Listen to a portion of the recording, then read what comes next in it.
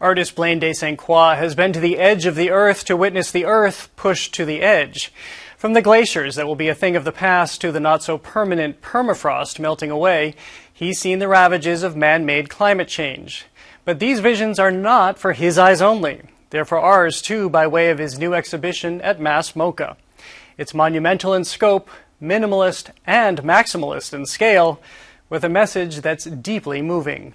Blane, thank you so much for joining us. It's a pleasure to have you here. My pleasure. Thank you for the interview. So, just to start, what's the experience that you want patrons to have at MoCA? That's the fun of MoCA, is that the exhibition itself is an experience because of the cavernous size, and then given the scope in which you work, what is it that you're telling visitors? The focus is around land and landscape, and it's driven with a message and content, which is about climate change. Specifically, I'm focusing on the high Arctic and what's happening to the permafrost. And my vision is through research through international scientists up there and what's going on. So there's 2.5-story, 3-story, large landscapes, various materials. I want to make things people proportion. I want to take the viewer to the landscape.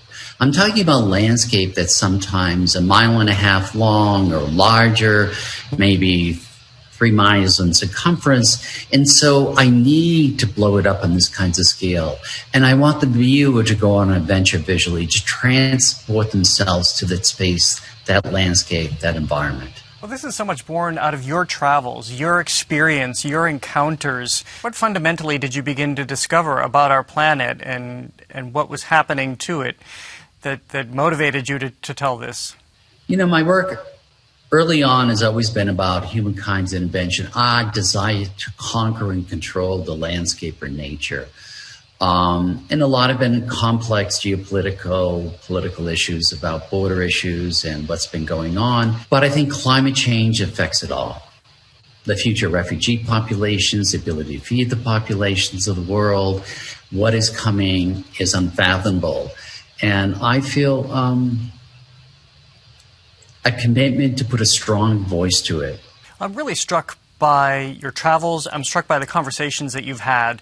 You're not just relying on what's written. You're relying on that firsthand material. You're having these direct conversations with the scientists.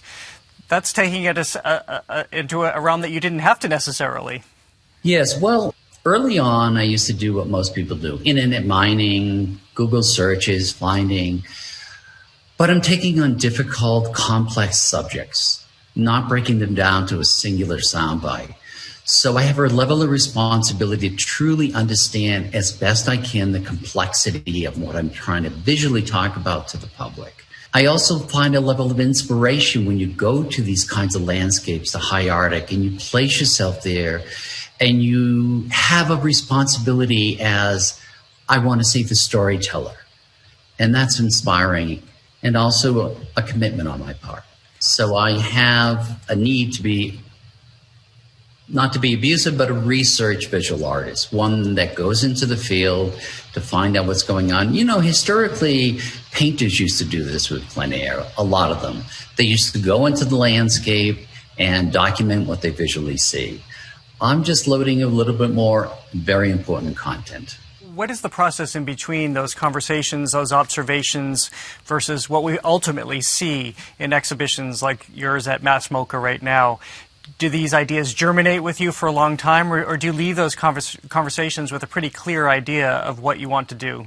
What I'm trying to do is pinpoint conversations visually through the land and landscape that won't escape the psyche of the global perspective of the American consciousness. And I think climate change is as powerful, more powerful than those kinds of issues. Sometimes in a lecture, people would attack me and say, you're not a visual artist, you're an activist. Well, visual artists are the documenters of what culturally is happening in that historical moment.